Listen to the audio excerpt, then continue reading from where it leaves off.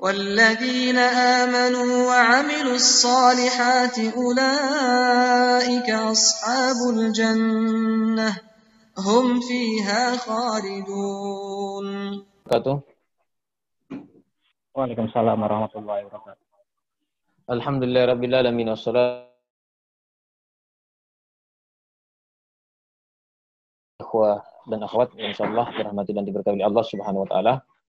Alhamdulillah malam ini kembali kita melanjutkan kajian rutin kita ya, insyaallah masih berkaitan tentang amal saleh ya, bahwa pada pertemuan sebelumnya ya saya katakan dulu bahwa ada dua hal yang menjadi tolak ukur keselamatan dan keberuntungan kita di hari kemudian. Pertama, kita sudah jelaskan tentang qalbun salim. Kemudian yang kedua, berdasarkan hadisnya Rasulullah sallallahu alaihi wasallam, innallaha la yanzuru ila ajsamikum wala ila suwarikum wala ila amwalikum walakin yanzuru ila qulubikum wa amalikum. Berdasarkan hadis ini yang menjadi perhatian ya, yang dilihat oleh Allah adalah hati dan amal saleh ya. Qalbun salim kita sudah jelaskan, dan amal saleh juga beberapa hal kita sudah jelaskan pada pertemuan sebelumnya, yang pada kesimpulannya ya tentang amal saleh ini bahwa semua amal saleh, jadi bahwa semua amal saleh itu bahwa segala sesuatu yang dilakukan oleh seorang hamba ya, di dunia ini, kalau hal itu diniatkan sebagai suatu ibadah ya, ibadah akan bernilai ibadah di sisi Allah Subhanahu wa taala. Tentu tapi ketentuan bahwa hal tersebut bukanlah sesuatu hal yang dilarang dan tidak dibenarkan dalam syariat. Ya. Kalau umpamanya contohnya seperti fanaumu wal aklu, ya. Tidur dan makan itu ya, bisa bernilai ibadah di sisi Allah Subhanahu wa taala dan termasuk amal saleh kalau sejak awal diniatkan. Bagaimana dengan tidur kita yang bagus, yang teratur, dengan makan, kita bisa memiliki kekuatan untuk melakukan ketaatan dan mendekatkan diri kepada Allah Subhanahu wa taala. Artinya pada dasarnya makan dan minum itu ya, pada awalnya hukum awalnya adalah sesuatu hal yang boleh, namun kemudian berubah menjadi suatu ibadah di sisi Allah Subhanahu wa taala karena kita niatkan dengan makan dan minum tersebut kita bisa memiliki kekuatan untuk beramal saleh dan beribadah dan melakukan ketaatan kepada Allah. Ya, sama halnya juga dengan al-mu'adzab. Mu'adzab itu bahasa Indonesianya mungkin ASN atau PNS ya. Nah, itu bisa melakukan amal saleh, ya, mendapatkan akan bernilai amal saleh pekerjaan yang dilakukan kalau selama selama dalam bekerja ya. Salah satu di antara di sini disebutkan wadzalika min khilali tabassumihi fi wujuhi muraji'ihi. Jadi setiap orang yang datang berkunjung meminta pertimbangan selalu disambut dengan senyum ya. Selalu disambut dengan senyum ya, maka pekerjaannya itu akan bernilai ibadah ya, termasuk kejujurannya dalam bekerja, wa taysirihi lil umuri fil amali wa tashilihi al muamalat alal akharina ma'al lutfi wal lini wa nahwi dzalik. Artinya selama orang yang datang kepada kita untuk kemudian mengurus sesuatu, kalau hal itu bisa dimudahkan jangan dipersulit. Tapi maksudnya bisa dimudahkan, jangan dipersulit kalau memang memudahkannya itu memenuhi jalur yang memang yang telah ditentukan. Nah, jangan umpamanya seperti dimudahkan karena umpamanya disogok, itu bukan yang dimaksud. Kan ada kan sekarang terkadang ada juga orang yang bermental kalau bisa dipersulit kenapa harus dipermudah ya. Akhirnya nanti orang bisa dipermudah padahal memang dia sudah melalui jalurnya, tapi kemudian menunggu untuk dibayar, menunggu untuk disogok baru kemudian dipermudah. Begitu pula watajiru lahu majalatuhu minal amal as-salih ya. Pebisnis ya, bisnismen, pedagang ya. Apa yang dia lakukan dalam perdagangannya juga akan bisa bernilai amal saleh ya, dengan ketentuannya beberapa ada mulghasy fil bai' wasyira. Tidak boleh ada penipuan dalam jual beli ya. Bisa memberikan pinjaman yang baik, jujur dalam berinteraksi dengan orang lain ya, dan kepada pembeli. Jadi tidak boleh. Makanya kan penjual yang jujur itu memang biasa, penjual yang jujur itu harus menyampaikan apa adanya terhadap kondisi barang yang dia jual. Kalau memang barangnya adalah barang kemarin ya, maka dia harus sampaikan kepada pembeli bahwa barang ini adalah barang dari sisa kemarin. Tidak boleh umpamanya barang yang sudah tinggal satu malam kemudian kita mengatakan ini masih baru. Itu tidak boleh ya. Wasahafi yakunu amaluhu salih bisidqi ma yanquluhu min akhbar. Ya. Apa artinya apapun profesi kita termasuk dalam hal ini wartawan saleh dari profesi yang dia lakukan selama dia jujur dalam menyampaikan berita ya. Jadi artinya bukan karena dia menginginkan imbalan atau ada orang yang bayar sehingga dia memutarbalikkan fakta ya, lain yang terjadi, lain yang diberitakan ya. Karena umpamanya ada orientasi dan keinginan-keinginan tertentu, ada yang bayar sehingga faktanya berbicara lain, yang diberitakan juga berbicara lain. Nah, itu bukan lagi bernilai amal saleh, tapi sudah masuk dalam bentuk sebagai sesuatu hal yang tidak baik. Karena memutarbalikkan fakta, ya, menyampaikan hoax, ya, berita hoax yang tidak benar, dan itu adalah merupakan suatu kedustaan. Dan itu jelas adalah sesuatu hal yang tidak dibenarkan dan diharamkan. Wal ganiyu yakun amalu salih bisadaqah. Orang kaya ya, salah satu di antara amal salihnya adalah dengan bersedekah. Wal qawiyyu yakunu amaluhu salih bimusa'adati du'afa. Ya, orang yang memiliki kekuatan, orang yang memiliki kemampuan, ya, di antara bentuk amal salihnya dengan membantu orang-orang yang lemah, ya. Wa idza da'ufat an ba'dil amali wa ajizat anhu, ya. Wa idza da'ufat an ba'dil amali wa ajizat anhu fa kuffa syarrak anin nasi. Nah kalaupun antum merasa tidak mampu untuk melakukan satu amal saleh, fakuffa syarraka anin nasi, paling tidak yang bisa kita lakukan jangan sampai menyakiti orang lain, ya. Kita tidak bisa memberikan kebaikan kepada orang lain, tidak bisa menolong, tidak bisa membantu, ya. Paling tidak jangan sampai kita membuat orang lain sakit, ya. Jangan sampai kita membuat orang lain menjadi kecewa disebabkan karena kita. Fa innaka bihadza ta'malu salihan tu'jaru alaihi lakin ma'an niyati wal qasdi.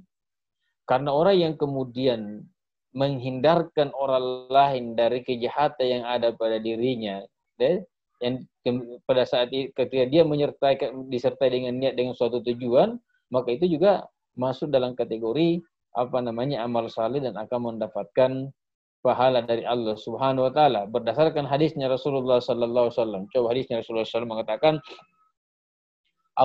dari Abu Dzar radhiyallahu anhu qaal sa'altu an-nabiy sallallahu alaihi wasallam ayyul amali afdalu. Jadi Abu Dzar bertanya kepada Rasulullah sallallahu alaihi wasallam. Ini memang kebiasaannya sahabat-sahabatnya Rasulullah sallallahu alaihi wasallam bertanya kepada Rasulullah sallallahu alaihi wasallam. Ya, terkadang Rasulullah sallallahu alaihi wasallam ya memberikan jawaban berbeda antara satu dengan yang lain, ya. Terkadang ketika ditanya amalan mana yang paling afdal, Rasulullah mengatakan al-jihadu fi sabilillah. Terkadang di riwayat lain amalan mana yang paling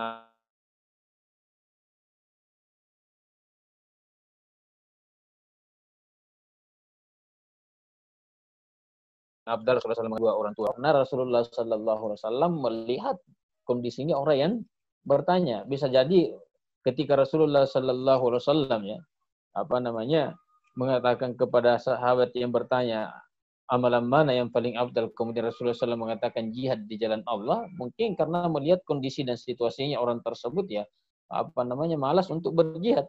Sementara yang kedua, ketika Rasulullah SAW mengatakan birrul walidaini, berbuat baik kepada kedua orang tua adalah amalan yang paling afdal, ya. Bisa jadi kemungkinan bahwa Rasulullah SAW melihat keadaan orang tersebut adalah orang yang tidak ada ihtimamnya, tidak ada perhatian kepada kedua orang tuanya. Nah, ini memang suatu pembelajaran dari Rasulullah SAW tentang seorang mufti, ya.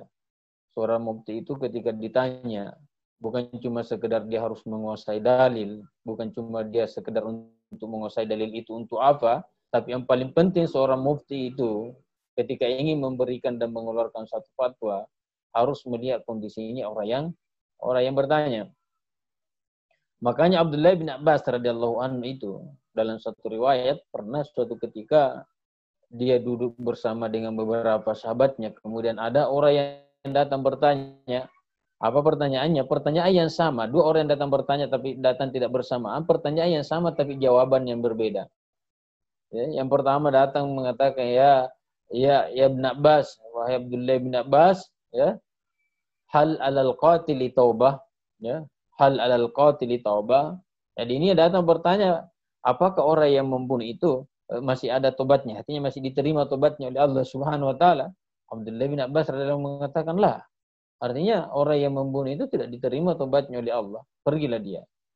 Data yang kedua, bertanya dengan pertanyaan yang sama, mengatakan, wahai Abdullah bin Abbas, hal alal qatili taubah, apakah orang yang membunuh itu ada tobatnya, diterima tobatnya oleh Allah Subhanahu wa taala? Abdullah bin Abbas mengatakan la, tidak. Mengatakan iya. Yang pertama mengatakan tidak, yang kedua mengatakan diterima. Jadi yang pertama mengatakan tidak diterima tobatnya, yang kedua mengatakan diterima tobatnya. Sahabat yang berada di sampingnya Abdullah bin Abbas radhiyallahu anhu bertanya-tanya. Setelah orang itu tersebut pergi, maka dia tanyakan kepada Abdullah bin Abbas, ya pertanyaannya mungkin katanya ya, pertanyaannya mungkin seperti ini. Wahai Abdullah bin Abbas, dua orang yang bertanya dengan pertanyaan yang sama, dan kamu memberikan jawaban yang berbeda. Yang satu datang bertanya, apakah orang yang membunuh diterima tobatnya? Kamu mengatakan tidak. Yang kedua datang dengan pertanyaan yang sama, jawabanmu mengatakan diterima tobatnya. Apa kata Abdullah bin Abbas radhiyallahu anhu? Yang pertama itu coba antum perhatikan keadaan dan kondisinya. Dia datang dalam keadaan marah. Dia datang dalam keadaan marah, dalam dirinya ingin dalam keinginannya ingin melampiaskan nafsunya untuk membunuh seseorang. Maka dia datang bertanya. Maka dia datang bertanya tentang bagaimana hukumnya orang yang membunuh, apa diterima tobatnya atau tidak. Maka untuk menghalangi supaya dia tidak membunuh, maka saya mengatakan tidak diterima tobatnya. Sementara yang kedua, datang dengan raut muka yang sedih, penuh dengan penyesalan karena sudah membunuh. Ya. Maka dia datang bertanya dan mengatakan, apakah orang yang membunuh itu diterima tobatnya? Maka tidak mungkin saya mengatakan tidak diterima tobatnya. Karena kalau yang kedua kita tidak mengatakan diterima tobatnya, bisa jadi kita juga jadi sasaran yang dibunuh. Kan ada ceritanya kan, itu yang membunuh 99 orang, ya, yang membunuh dari kaum Bani Israel yang membunuh 99 orang. Kemudian dia bertanya kepada seseorang yang abid, ya, tentang dan mengatakan saya ini sudah membunuh 99 orang. Hal li taubah, artinya apakah masih berpeluang saya untuk bertobat dan diterima tobat oleh Allah Subhanahu wa taala? Yang ditanya itu mengatakan tidak. Kamu sudah membunuh 99 orang, sudah banyak sekali. Tidak mungkin, tidak ada lagi tobat untuk kamu. Maka yang tadi itu yang ditanya itu dibunuh juga. Dia kasih cukup 100. Ya, karena dia kan begitu. Daripada saya membunuh 99 tidak ada bedanya dengan 100. Lebih baik kalian membunuh saja. Karena sama-sama tidak diterima, sama-sama tidak diterima tobat. Nah, kita lihat di sini Rasulullah SAW ditanya, ayul amali afdal, ya. Jadi Rasulullah SAW ditanya oleh Abu Dzar radhiyallahu anhu, ayul amali afdalu? Qala imanun billahi wa jihadun fi sabili. Ya. Beriman kepada Allah.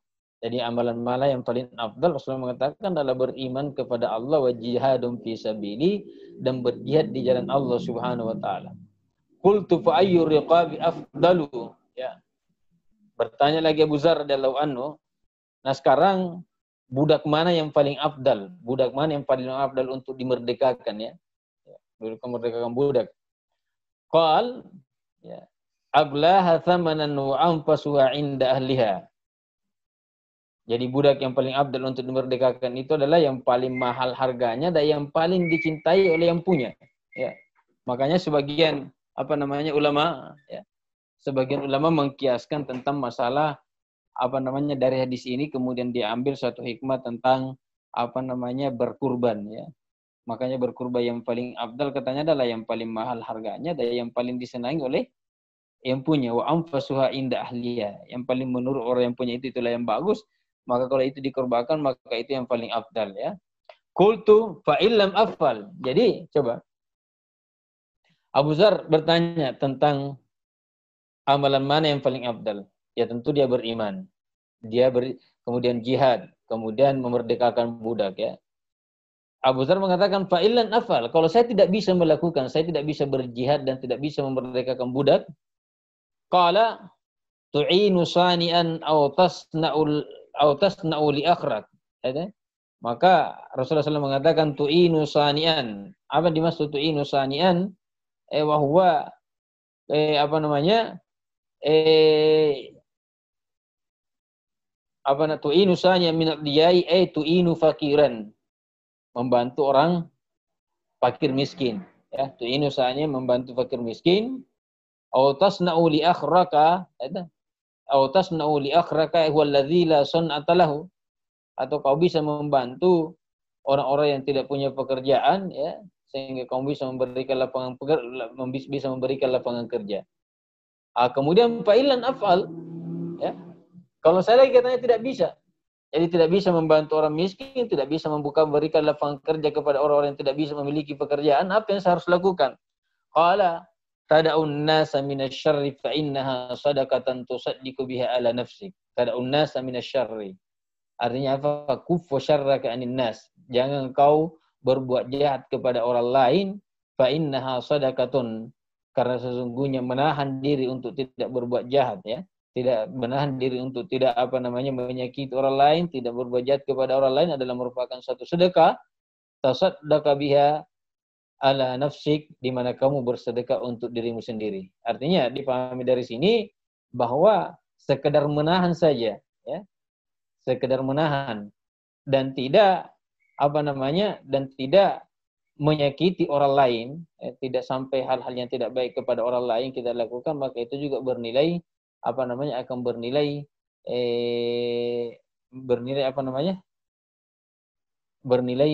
sedekah dan bernilai ibadah dan amal saleh di sisi Allah Subhanahu wa taala. Artinya bahwa kesimpulannya bahwa amal saleh ini ya tentu berbeda antara satu dengan yang lain. Karena kenapa? Karena kondisi kita antara kita dengan orang lain yang berbeda. Ya, antara kita dengan orang lain berbeda. Pada waktu tertentu mungkin berbeda, pada keadaan lain juga mungkin berbeda. Sehingga ya dalam hal ini kita harus melihat bagaimana kondisi kita. Terkadang kita mungkin tidak bisa berpuasa Senin Kamis, ya.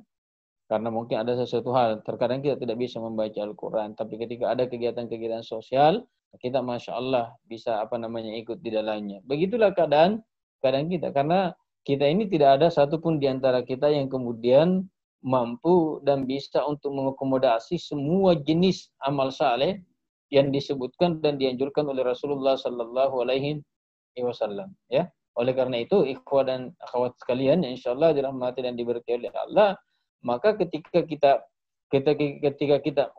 memungkinkan kita untuk melakukan satu amal ibadah, amal saleh dalam satu majal, dalam satu kegiatan yang tertentu, dalam satu kegiatan yang tertentu, maka silakan kita lakukan amal saleh tersebut, ya.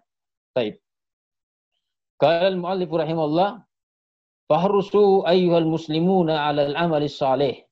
Ya. Oleh karena itu di sini katakan fahrusu ayyuhal muslimun. Maka seriuslah wahai sekalian umat muslim untuk melakukan amal saleh, wa tasabaku fi midmarin. Dan silakan kita berlomba-lomba untuk melaksanakan amal saleh. Rasulullah Subhanahu wa taala berfirman, wasari'u ila magfiratin min rabbikum wa jannatin arduhas samawati wal ard wa iddat lil muttaqin. Ayat ini mengajak kita untuk berlomba-lomba kepada kepada ampunan Allah Subhanahu wa taala, mengajak kita untuk berlomba-lomba untuk meraih surganya Allah Subhanahu wa taala, dan tentu semua ini dengan amal saleh. Orang terkadang mendapatkan ampunan dari Allah Subhanahu wa taala disebabkan karena amal saleh yang dia lakukan, ya. Surga yang dipersiapkan oleh Allah Subhanahu wa taala untuk kita ini, untuk orang-orang mukmin, untuk orang-orang muslim yang seluasnya seperti langit dan bumi, itu untuk mereka yang melakukan amal saleh. Nah, sekarang kita masuk pada pembahasan tentang syurutu qabulil amali saleh. Nah, ini penting. Syarat-syarat amal saleh kita diterima oleh Allah. Ya, tadi kan sudah kita tadi dan sebelumnya kita sudah jelaskan tentang macam-macam amal saleh kan banyak ya.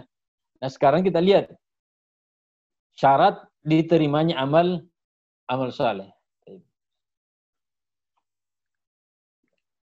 Baik. Syarat diterimanya amal saleh, innal amala salihah tariqun ilal jannati. Ya. Bahwa sesungguhnya amal saleh itu merupakan satu jalan yang akan mengantarkan kita ke surganya Allah. Ya. Jadi amal saleh ini merupakan jalan yang akan mengantarkan kita ke surganya Allah Subhanahu wa taala. Ya, dalam ayat lain Allah Subhanahu wa taala di sana mengatakan bima kuntum ta'malun, ya. Masuklah dan nikmatilah kenikmatan yang ada dalam surga disebabkan karena amal yang kalian sudah lakukan. Wa qabulul amali salih yu'addu sa'adatal haqiqiyata lil muslim. Dan diterimanya amal saleh itu merupakan kebahagiaan terhadap seorang muslim. Artinya hakikat kebahagiaan yang semestinya dirasakan oleh seorang muslim ketika amal saleh dia diterima oleh Allah Subhanahu wa taala, ya.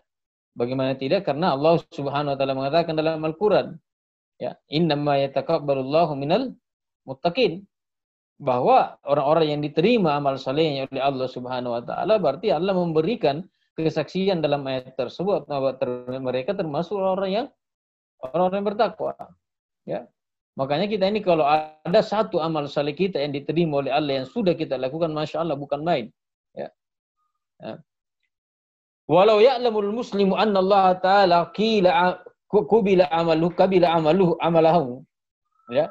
Andaikan seorang muslim itu, ya, andaikan seorang muslim itu mengetahui bahwa Allah Subhanahu wa taala menerima amal saleh yang dia lakukan, la syakarallaha ta'ala tawilan wa hamidahu katsiran, ya. Maka dia tentu akan bersyukur betul, ya, kepada Allah Subhanahu wa taala, dan tentu dia akan lebih banyak memuji Allah Subhanahu wa taala. Kita ini umpamanya kita sudah salat Isya tadi, andaikan kita tahu persis bahwa salat Isya yang kita lakukan tadi ini diterima oleh Allah Subhanahu wa taala, masya Allah, maka kita akan memuji Allah Subhanahu wa taala, maka kita akan betul-betul senantiasa bersyukur kepada Allah Subhanahu wa taala. Nah, begini. Oleh karena itu Umar bin Khattab radhiyallahu anhu. Ini Umar, ya. Wa ma adraka ma Umar, ya. Kita tahu siapa Umar radhiyallahu an, tapi di penghujung hidupnya sebelum dia menghembuskan nafas terakhir, ketika anaknya Abdullah bin Umar masuk menghadap kepada ayahandanya. Dan Abdullah bin Umar karena kebetulan dia termasuk orang yang banyak meriwayatkan hadis dari Rasulullah SAW, termasuk hadis-hadis tentang keutamaan orang tuanya, itu Umar bin Khattab. Maka dia sampaikanlah beberapa hadis kepada ayahandanya sementara terbaring, ya, tentang keutamaannya dia. Dan dia mengatakan, absyir ya amiral mu'minin, ya, berita gembira kepada engkau wahai amiral mu'minin. Tapi apa harapan Umar?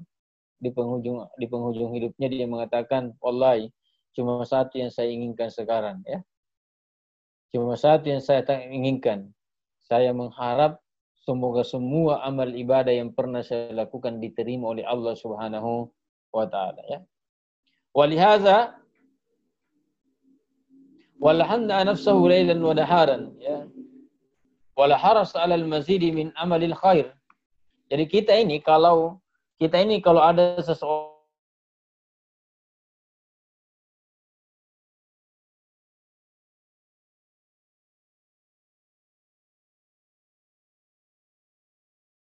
yang tahu kepada diri kita siang dan malam atas amal saleh yang diterima oleh Allah Subhanahu wa taala, dan pada saat yang bersamaan maka kita akan semakin menambah amal kebaikan dan ketaatan yang kita lakukan. Abdullah bin Mas'ud radhiyallahu anhu pernah berkata, qala Abdullah bin Mas'ud radhiyallahu anhu, ayyuhal maqbulu hani'an lak, ayyuhal marduru jabarallahu masibatak. Karena orang yang tidak diterima amal ibadahnya itu adalah merupakan satu bentuk musibah, ya. Tidak ada musibah, ayyu musibah adzam, ada, dan termasuk musibah yang dahsyat ketika seseorang berhaji berkali-kali, bersedekah banyak ya, berpuasa setiap bulan suci Ramadan. Kemudian apalagi salat setiap hari, ternyata dia tidak diterima semua amalan ibadahnya itu di Allah Subhanahu wa taala. Ayyuhal mardud. Itu orang-orang yang tertolak amalnya, dan itu adalah merupakan suatu musibah. Oleh karena itu, ya kita sebagai seorang muslim, seorang yang beriman kepada Allah Subhanahu wa taala, maka kita betul-betul harus mengantisipasi sedini mungkin dan betul-betul memperhatikan bagaimana supaya amal kita ini bisa diterima oleh Allah Subhanahu wa taala. Bahkan meskipun amal yang kita lakukan tidak terlalu banyak. Mungkin amal ibadah kita sedikit tapi diterima oleh Allah Subhanahu wa taala ya. Jadi sebagai seorang muslim mukmin yang harus diperhatikan bagaimana supaya amal ibadahnya diterima oleh Allah Subhanahu wa taala meskipun amal ibadah tersebut tidak terlalu banyak. Awalam yarda'annu ba'dun nas ya, atau meskipun orang lain tidak ridha. Ya. Karena memang kita ini manusia, yang kita kejar adalah ridhanya Allah Subhanahu wa taala. Makanya ketika kita diperhadapkan terhadap ridha orang lain dengan ridhanya Allah Subhanahu wa taala, maka harus dikesampingkan dan dibuang jauh-jauh ridhanya orang lain kalau hal itu bisa mengantarkan kita untuk terjerumus dan mendapatkan kemurkaan Allah. Ya. Makanya kita yang perlu adalah ridhanya Allah Subhanahu wa taala. Qala Ali radhiyallahu anhu, la tahtammu liqillatil amal wa tahtammu lil qabul. Jadi penekanannya Ali radhiyallahu anhu bahwa bagaimana supaya amal ibadah kamu bisa diterima oleh Allah Subhanahu wa taala. Dan jangan, tidak perlu kau hiraukan apakah kemudian amal ibadah kamu banyak atau sedikit, ya. Tetapi yang perlu ditekankan bagaimana supaya amal ibadah itu diterima oleh Allah Subhanahu wa taala. Alam tasma'u Allah Azza wa Jalla yaqul. Kemudian Ali radhiyallahu anhu mengatakan, tidakkah kalian mendengarkan firman Allah Subhanahu wa taala mengatakan innama yataqabbalullahu minal muttaqin, bahwa Allah Subhanahu wa taala menerima dari orang-orang yang bertakwa. Jadi kalau ada amal sedikit yang kita lakukan kemudian diterima oleh Allah Subhanahu wa taala, ya alhamdulillah, maka itu merupakan suatu kesaksian dari Allah Subhanahu wa taala bahwa kita ini termasuk orang-orang yang bertakwa. Wa kay takunu ta'atu mahalla qabulin, ya, supaya ketaatan kita yang kita lakukan ini bisa diterima oleh Allah. Wa kay yakunul amalu jadiran bithawabi, supaya amal-amal ya dan kebaikan-kebaikan yang kita lakukan pantas untuk mendapatkan pahala. Labu dan min dawabita aw syurutin, maka perlu diperhatikan dawabitnya dan syarat-syaratnya. Jadi amal kita diterima oleh Allah ya perlu diperhatikan. Awalan ya, syaratnya adalah al-imanu billahi wa tauhidihi. Jadi beriman kepada Allah dan mengisahkannya. Ini saya perlu diperhatikan. Beriman kepada Allah dan mengisahkan Allah. Jadi syarat pertama amal ibadah diterima oleh Allah dari seseorang kalau orang tersebut dia beriman dan mengisahkan Allah. Mengisahkan berarti tidak melakukan tidak melakukan kemusyrikan, ya, tidak melakukan kemusyrikan, karena sebagaimana yang pernah mungkin kita sampaikan dan jelaskan ya, bahwa kemusyrikan itu bisa menggugurkan semua amal ibadah yang kita lakukan. Walaqad uhiya ilaika wa ilal ladzina min qablika la in asyrakta la yahbatanna amaluk. Ayat ini Allah Subhanahu wa taala sampaikan kepada Rasulullah Muhammad bahwa kamu telah diwahyukan kepadamu dan rasul-rasul sebelum kamu, lain asyrakta, kalau kamu melakukan kemusyrikan, mempersekutukan Allah, la yahbatanna amaluk, maka semua amal ibadah kamu akan sirna, ya, dan tidak diterima oleh Allah Subhanahu wa taala, hancur, ya. Fala yuqbalul amalu min musyrikin, maka tidak akan diterima amalnya dari seorang yang melakukan kemusyrikan, ya. Ada orang-orang kafir tidak diterima. Bagaimanapun orang-orang kafir itu melakukan kegiatan sosial, menyumbang ke pesantren dan lain sebagainya, bahkan menyumbang ke masjid, itu tidak akan diterima dan tidak akan bernilai amal saleh dan ibadah di sisi Allah Subhanahu wa taala. Allah Subhanahu wa taala mengatakan kepada Al-Qur'an berkaitan tentang amalan-amalannya orang-orang kafir. Allah mengatakan, wa qadimna ila ma amilu min amalin faj'alnahu haba'an mantsura. Wa qadimna ila ma amilu, dan kami mendatangi kepada amalan-amalan yang pernah mereka melakukan, ya, faja'alnahu haba'an mansura, dan kami jadikan seperti debu-debu, jadikan amalan-amalan tersebut seperti debu-debu yang berterbangan. Artinya tidak bernilai di sisi Allah Subhanahu wa taala. Dalam ayat lain Allah mengatakan, "Matsalul ladzina kafaru bi rabbihim", perumpamaan ya. Jadi Allah Subhanahu wa taala memberikan perumpamaan dalam ayat ini tentang amalannya orang-orang kafir ya, orang-orang yang tidak beriman kepada Allah Subhanahu wa taala. Maka Allah Subhanahu wa taala memperumpamakan amalan mereka. Apa perumpamannya? Amaluhum karamadin ishtaddat bihirrihu fi yaumin asifin. Ya. Jadi amalan-amalan mereka sama seperti debu-debu. Sama seperti debu. Ishtaddat bihirrihu, ketika ada angin kencang yang datang meniup. Fi yaumin asifin. La yaqdiruna mimma kasabu ala syai'. Dzalika huwa dhalalul bir. Begitulah perumpamannya. Coba kita perhatikan debu itu ketika ada angin kencang menerpa dan menghantam debu-debu, maka tidak ada yang tersisa, semuanya berterbangan. Maka seperti itulah amalannya orang-orang kafir, ya. Amalannya orang-orang yang tidak beriman kepada Allah Subhanahu wa taala. Maka yang pertama, ikhwas sekalian, adalah beriman dan mengesahkan Allah Subhanahu wa taala. Kemudian yang kedua, ya, ayyukhlisal muslimu niyatahu wa amalahu lillahi ta'ala. Bahwa orang yang melakukan amal saleh, seorang muslim yang melakukan amal saleh, maka dia harus mengkhususkan, mengikhlaskan niatnya dan amalannya hanya kepada Allah. Ya. Tidak boleh ada orientasi atau tendensi lain ketika melakukan amalan tersebut. Ya. Qul, Allah Subhanahu wa taala firman, "Qul inni umirtu an a'budallaha mukhlishan lahuddin." Katakan Muhammad bahwa saya diperintahkan oleh Allah Subhanahu wa taala untuk menyembah Allah, saya diperintahkan untuk menyembah Allah mukhlishan lahuddin. Ya, bagi kita diperintahkan untuk beribadah hanya karena Allah Subhanahu wa taala, diperintahkan untuk melakukan ketaatan hanya karena Allah, diperintahkan untuk melakukan kebaikan-kebaikan hanya karena Allah Subhanahu wa taala. Sama sekali tidak ada orientasi atau tendensi yang lain, apalagi tentu yang bersifat duniawi, ya. Apalagi yang tentu bersifat duniawi. Dalam hadis rawal Bukhari wa Muslim an Umar bin Al-Khattab radhiyallahu anhu qala ala al-mimbar, ya. Jadi Umar bin Khattab meriwayatkan hadis dari Rasulullah SAW sebagaimana disebutkan oleh Bukhari dan Muslim, dan hal ini disampaikan oleh Umar bin Khattab dari atas mimbar, ya.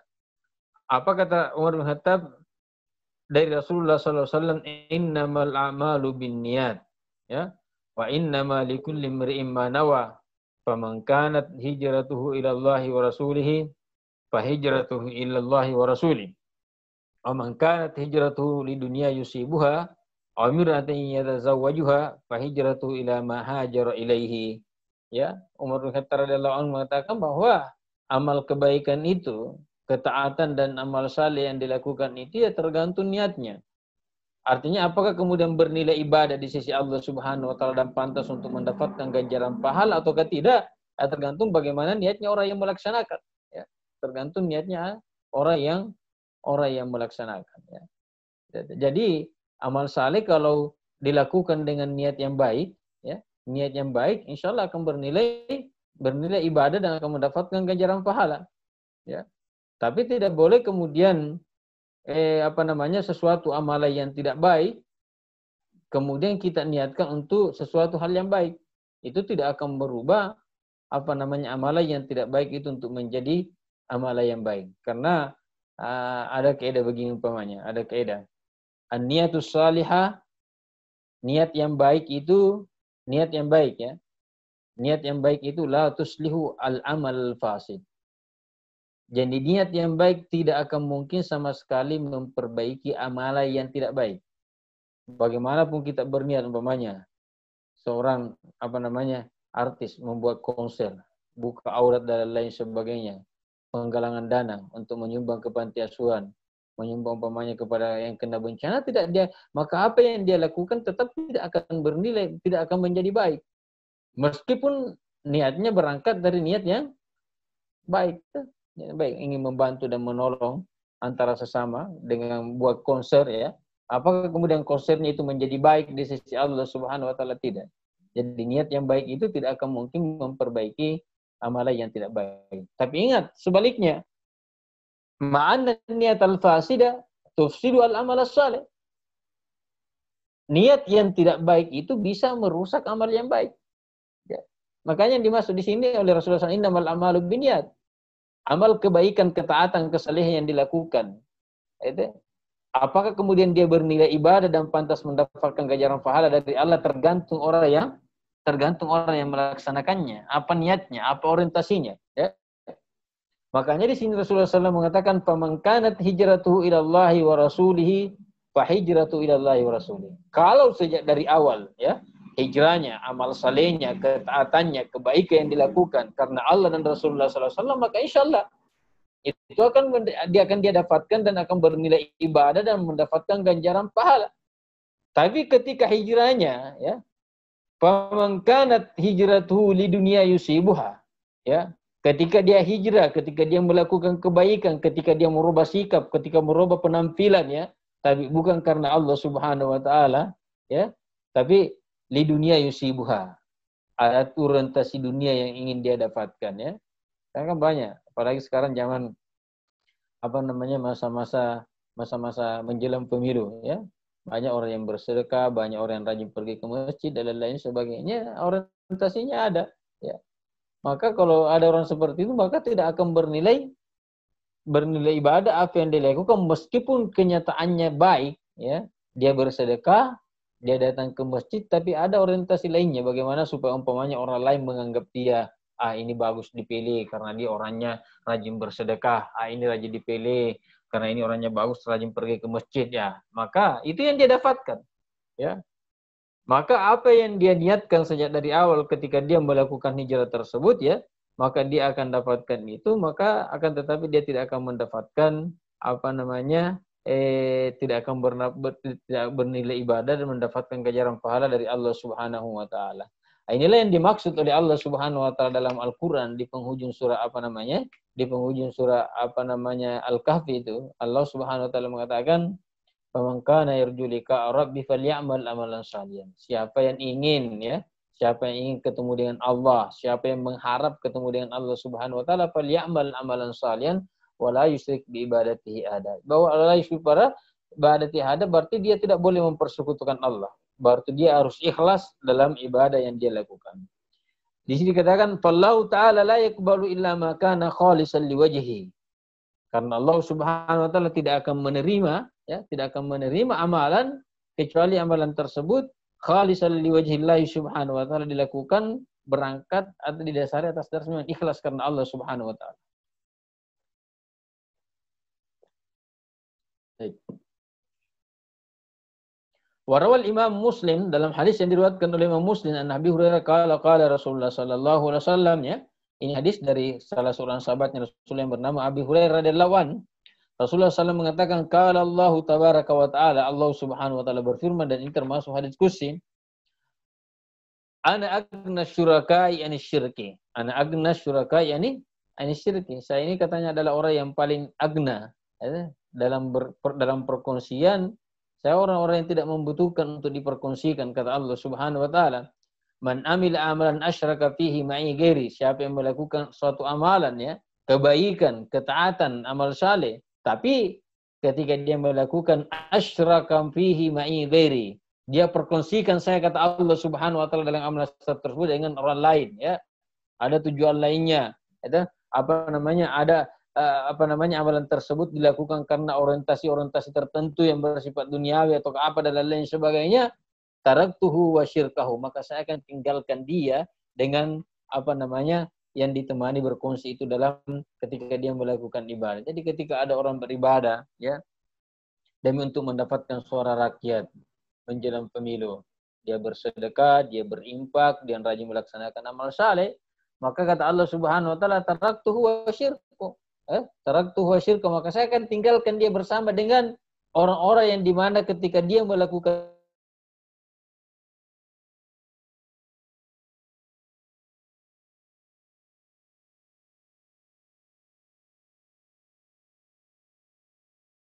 ibadah tersebut mengharapkan dari mereka suara kullu kasdihi bi amalihi wajh rabbil ala, ya.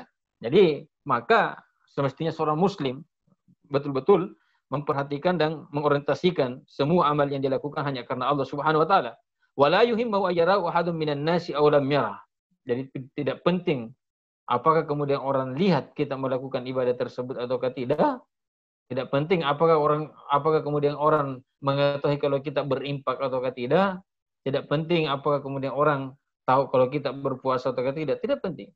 Ya. Kita tuduh tidak la yuhimmuna. Itu orang tahu, bahkan kalau seseorang mencerita tentang kita sebaliknya tidak jadi masalah. Umpamanya kita selama ini bersedekah sembunyi-sembunyi, kita selalu berimpak, tidak ada seorang yang tahu. Kemudian orang di sekeliling kita kemudian bercerita tentang kita bahwa itu kalau dilihat banyak nyawanya, kaya dan lain-lain sebagainya, tapi tidak pernah dilihat untuk tidak pernah bersedekah. Ya, tidak layuhimuna, tidak penting. Ya, karena memang itu bukan orientasi kita. Ya, wala yubali bimadhin nasi aw zammihillah.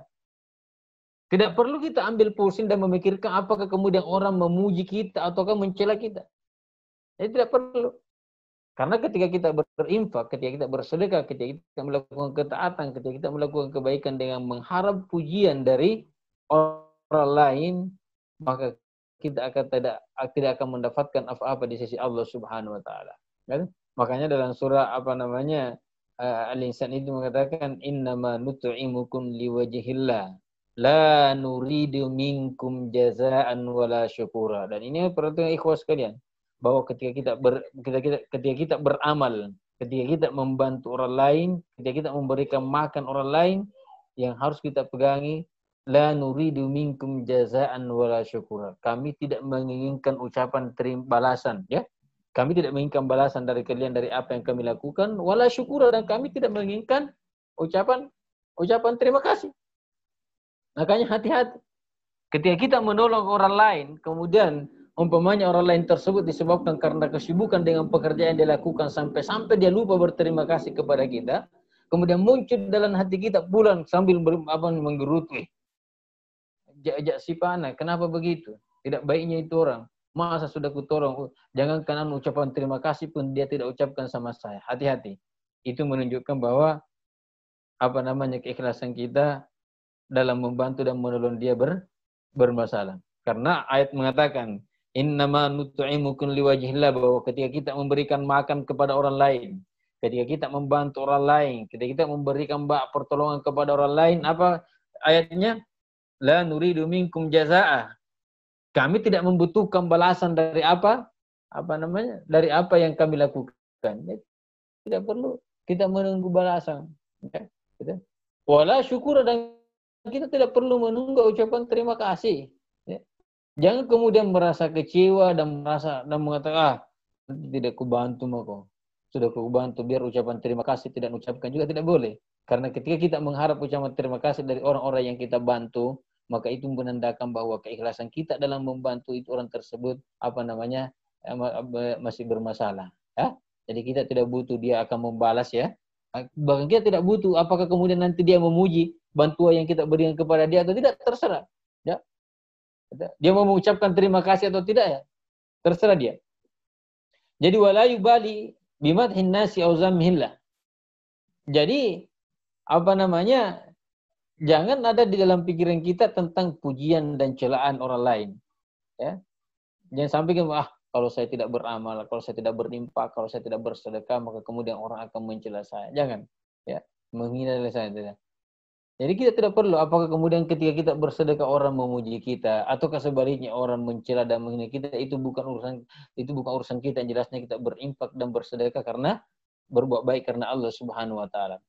Wal yahrus ala irda'illahi ta'ala awwalan. Maka hal yang paling pertama ketika kita beramal, ketika kita melakukan ketaatan, adalah bagaimana supaya kita menjadikan keridaan Allah Subhanahu wa taala sebagai tujuan yang pertama.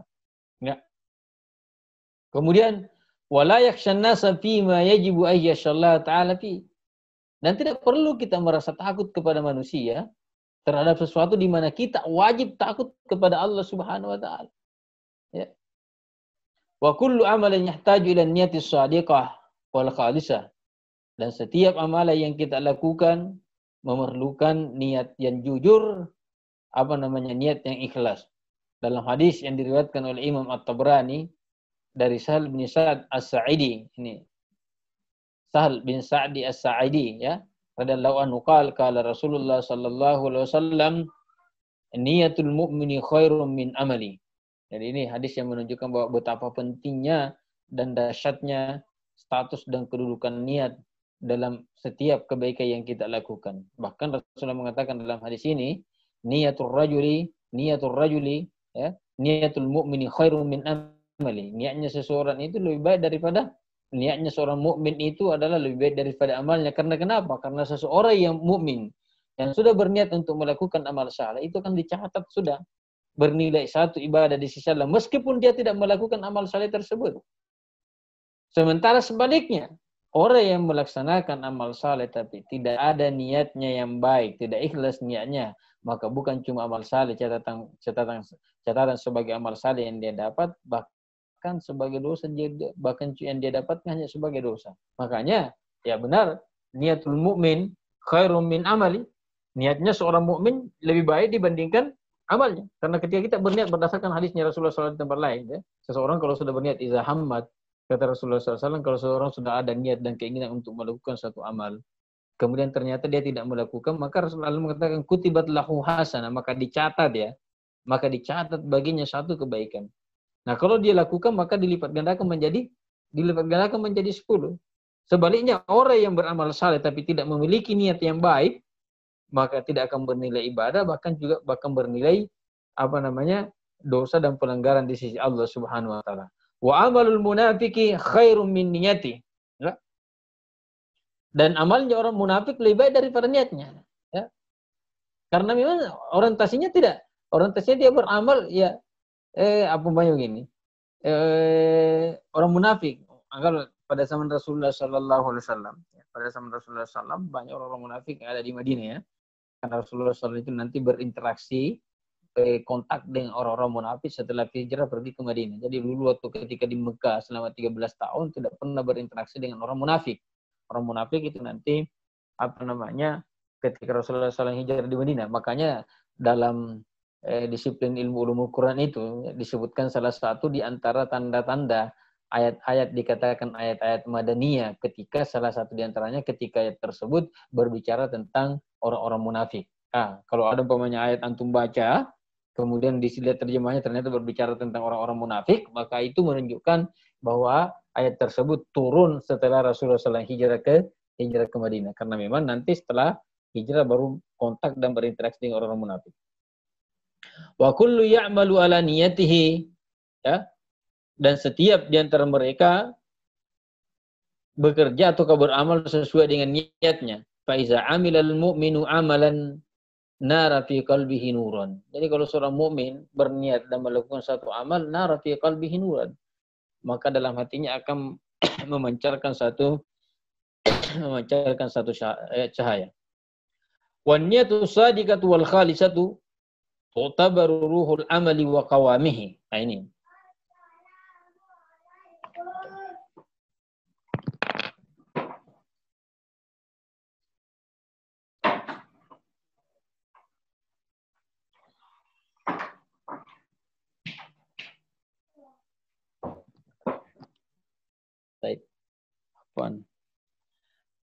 Nah, niat yang soleh atau niat yang jujur, yang baik, yang ikhlas dianggap sebagai ruhnya suatu amal ibadah, ya. Jadi ruhnya ya, karena memang itulah yang menjadi penentu diterima atau tidaknya, ya.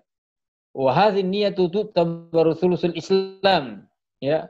Bahkan niat ini dianggap sebagai sepertiganya Islam, li'anna al-Islam thalathatun. Karena Islam ini kan 3. Qaulun wa fi'lun wa niyatun sadiqatun khalisatun lillah. Jadi dari semuanya adalah perkataan, perbuatan, dan niat yang jujur dan ikhlas semata-mata karena Allah Subhanahu wa taala. Wan niyatu hiyal ba'itsu 'alal amal. Niat inilah yang mendorong, yang memotivasi seseorang untuk melakukan satu amal, ya. Wan niyatu mahalluhal qalb, dan niat itu tempatnya ada di dalam hati. Baik. Kemudian yang ketiga, ayyakunal amalu tayyiban.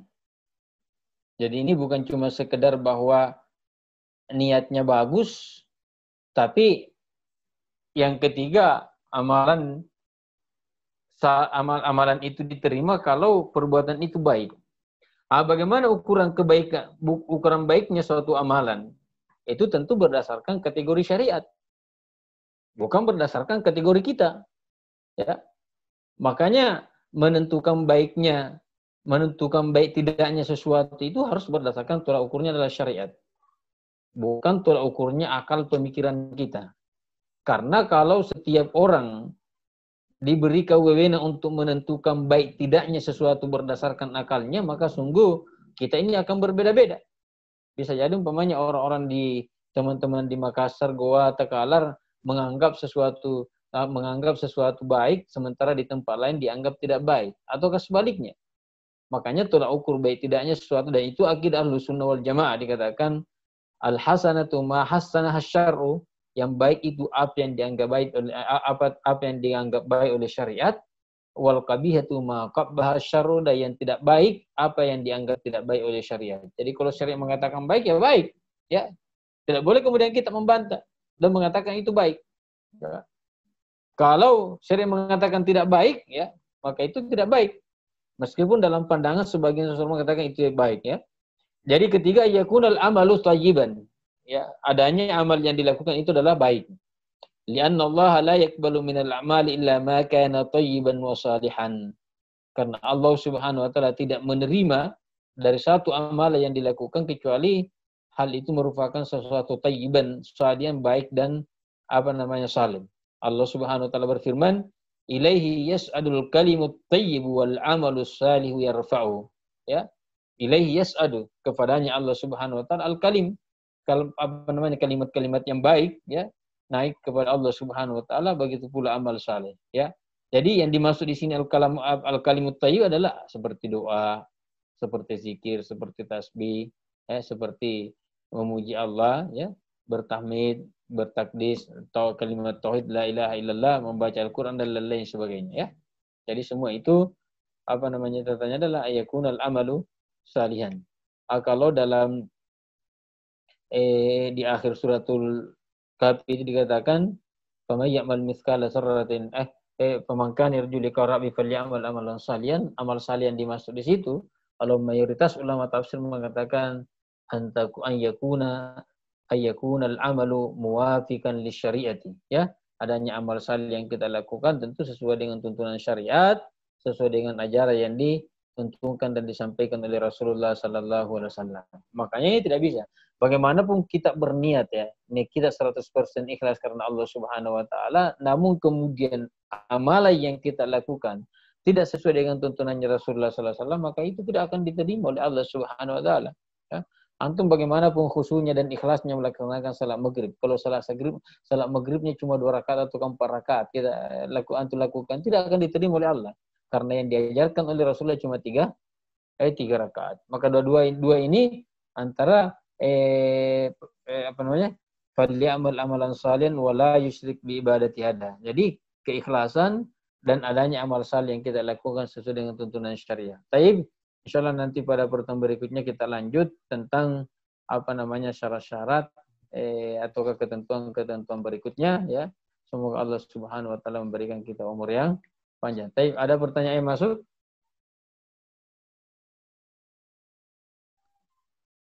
Ustaz, ini ada beberapa pertanyaan saya tampilkan. Tidak kedengaran, tidak jelas. Baik.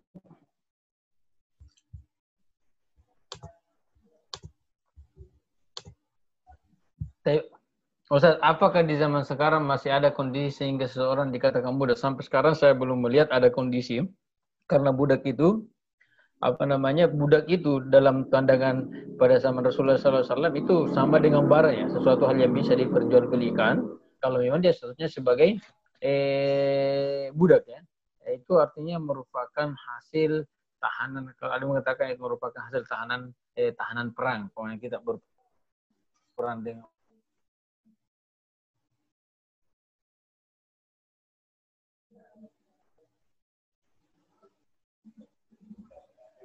orang yang kita buat terkait keuntungan menjual barang. Soalnya ada yang menjual barang sampai dengan keuntungan 100%, bahkan sampai 500%. Sebenarnya tidak ada aturan ya tentang keuntungan ya, tentang keuntungan. Selama ada orang umpamanya saya beli HP harga 500.000, kemudian saya jual, ada yang mau beli 2 juta ya. Ada yang beli 2 juta HP saya ya. Itu keuntungan.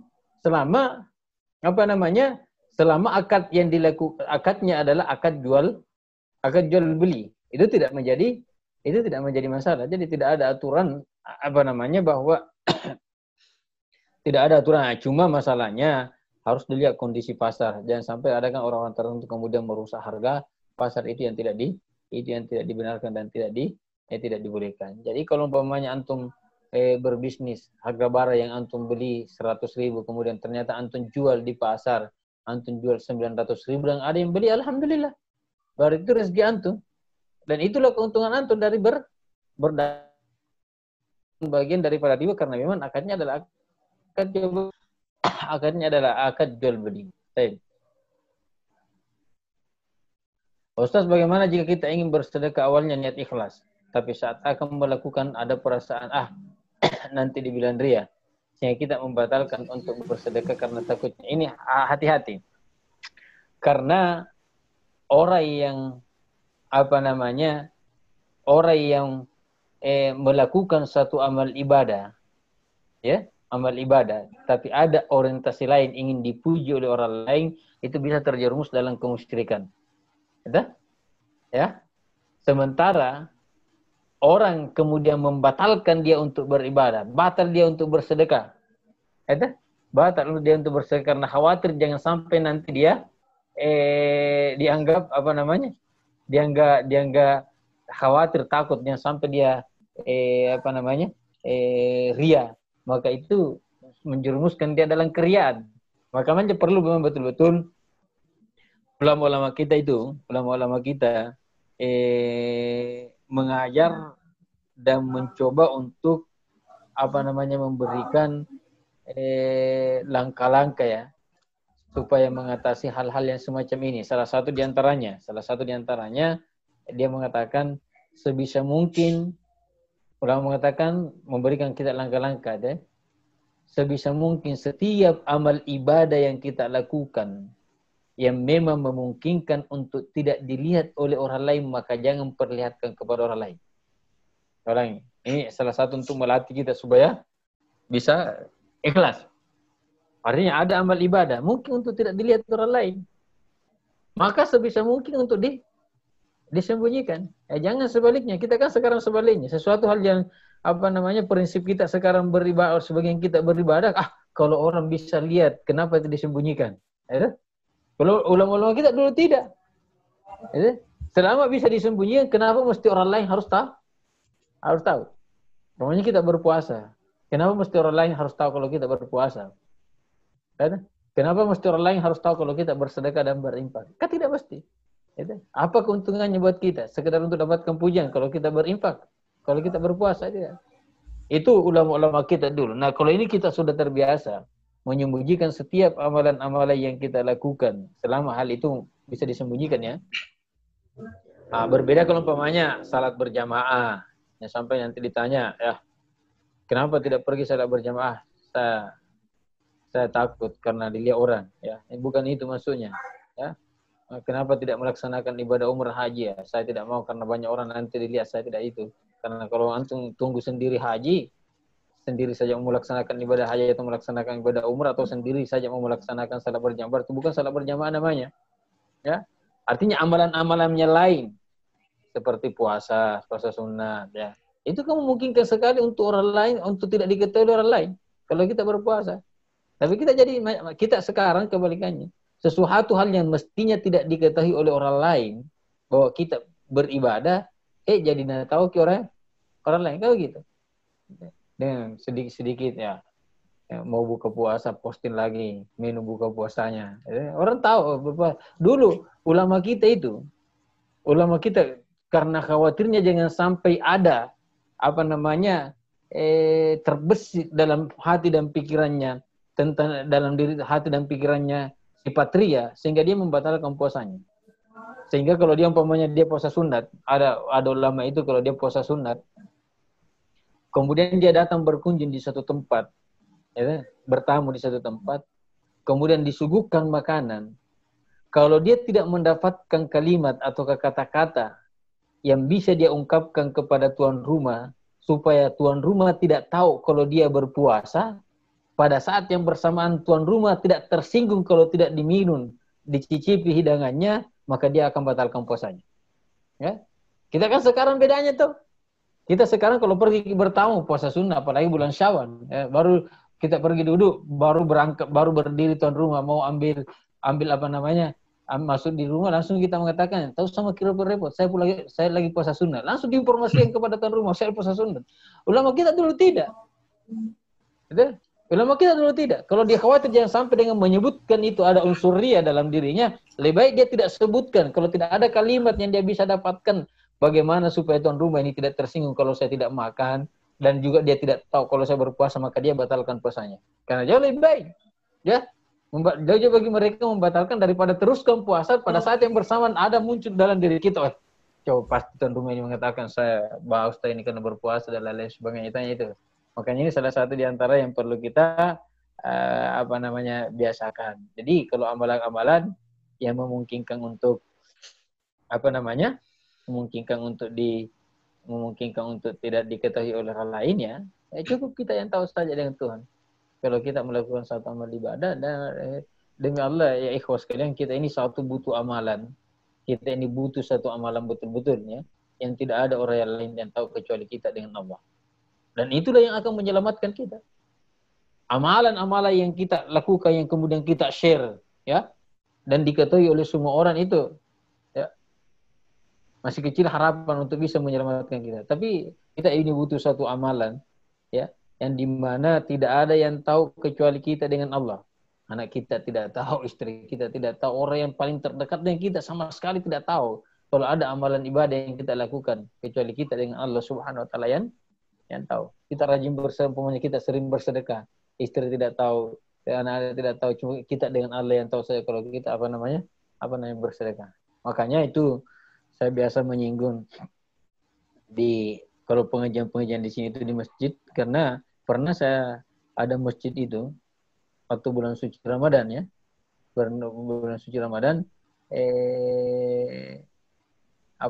sebelum ceramah banyaknya orang yang menyumbang, ya, 70 orang semuanya almarhum, dan semuanya disebutkan satu persatu, ya, almarhum ini sekian, almarhum ini sekian, almarhum ini sekian. Itu untuk apa? Tidak ada bedanya kan, tidak ada gunanya, bahkan justru bisa mengurangi nilai keikhlasan, ya. Jadi kalau kita ingin bersedekah, kemudian kita bersedekah dan berinfak, kemudian meniatkan nilai pahala sedekah tersebut kepada orang tua kita, ya cukup kita dengan Allah yang tahu. Kalau perlu panitia masjid tidak tahu kalau kita bersedekah dan menyumbang, cukup kita dengan Allah yang tahu. Karena supaya memuluskan jalannya aliran pahala tersebut kepada kedua orang tua kita, ya. Karena kalau sampai diketahui oleh orang lainnya, bisa menimbulkan riak-riak riya yang bisa akan menghalangi dan yang tidak memperlancar mengalirnya pahala tersebut kepada kedua orang tua kita. Wallahu a'lam. Baik. Ada di pertanyaan satu, Mas? Ada, Ustaz.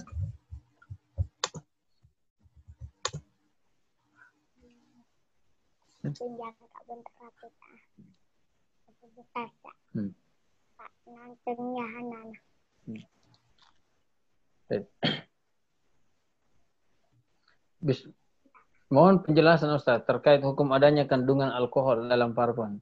Nah, sekarang pertanyaan, alkohol ini terlepas yang jelasnya parfum yang disemprot-semprot itu pasti ada kandungan alkoholnya, karena tidak mungkin dia tersemprot kalau tidak ada alkoholnya. Pasti ada alkoholnya itu, ya.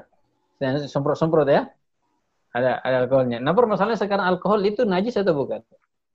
Ya.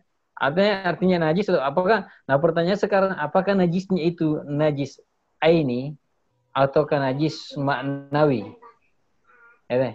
Ini menjadi perbedaan pendapat, ya. Bagi mereka yang mengatakan bahwa najis alkohol itu adalah najis aini, maka dia menganggap tidak boleh dipakai karena itu adalah najis aini. Berbeda kalau najis maknawi, dan ini yang saya pegang ya, ikhwas sekalian, saya pegang bahwa alkohol itu najisnya bukan najis ini, tapi dia adalah najis maknawi. Artinya najis maknawi dia tidak tidak bisa dikonsumsi, tidak bisa diminum, tapi ketika menyentuh anggota badan kita, berarti itu tidak termasuk sebagai najis. Sama dengan minuman keras ya. Minuman keras itu najis atau bukan? Najis, tapi najisnya najis maknawi, bukan najis ini. Umpamanya ada bir ya. Ada bir tersiram di baju antum. Apakah baju antum itu boleh dipakai salat atau tidak? Boleh. Karena najisnya itu bukan najis ain. Maksudnya najis ain bendanya yang najis ya. Bendanya najis. Tapi najisnya itu adalah najis maknawi, artinya tidak boleh diminum, tidak boleh dikonsumsi dan lain sebagainya. Tapi ketika anggota badan minuman keras itu menyentuh pakaian kita, bir itu menyentuh pakaian kita, tidaklah sampai kemudian bahwa baju kita itu kemudian bernajis dan tidak boleh dipakai salat, tidak ya. Baik. Berniat dengan tujuan mendapatkan surga, apakah termasuk juga ikhlas karena Allah? Misalnya berniat puasa sunnah agar dipanggil pintu termasuk ya. Karena memang Allah Subhanahu wa taala dalam banyak ayat dan dalam banyak hadis-hadis Rasulullah sallallahu alaihi wasallam bagaimana kita ini melakukan amal ibadah dengan mengharap surganya Allah. Karena Allah mengatakan wasari'u ila magfiratin min rabbikum wa jannatin arduhas samawati wal ardh. Kemudian Rasulullah mengatakan iza sa'altallaha fas'alil firdaus. Jadi jangan seperti yang biasa banyak tersebar itu, Sultan Rabiatul Adawiyah mengatakan, ya Allah, kalau saya menyembahmu karena ingin masuk surga, maka jangan engkau masukkan ke dalam surga. Nah, caranya Rasulullah SAW saja melaksanakan salat dan memohon kepada Allah supaya dimasukkan ke dalam surga. Bahkan Rasulullah SAW mengatakan, ya, bagi kita ini umatnya, siapa yang memohonkan kepada saya, dia mengatakan al-wasilah ya, itu doa setelah azan. Was'alullah al-wasilah, dan mohonkan kepada Allah Subhanahu wa taala kepada saya untuk wasilah. Dan Rasul mengatakan fa innaha manzilatun fil jannati. Al-wasilah itu adalah merupakan suatu tempat dalam surga, la yang bagi li ahadin. Ya? Tidak pantas, ya? La yang bagi li ahad. Jadi surga katanya itu, wasilah itu dalam surga cuma satu orang yang bisa menempati. Dan Rasul mengatakan wa arju an akuna anahu, dan saya mengharap saya lah orang yang akan menempati tempat tersebut. Jadi kita beribadah salat untuk kemudian mendapatkan surga Allah Subhanahu wa taala, dipanggil dari babur rayyan, itu tidak sama sekali menyelisihi dan bertentangan dengan keikhlasan kita beribadah karena Allah Subhanahu wa taala. Karena dalam banyak ayat dan dalam hadis Rasulullah SAW, Allah Subhanahu wa taala bagaimana selalu mendorong kita, memotivasi kita untuk beribadah dengan menggambarkan kepada kita tentang bagaimana surga yang dipersiapkan oleh Allah Subhanahu wa taala kepada kita. Wallahu a'lam. Baik, ada lagi? Baik. Mungkin jika ada teman-teman yang ingin bertanya, silakan langsung saja melalui audio.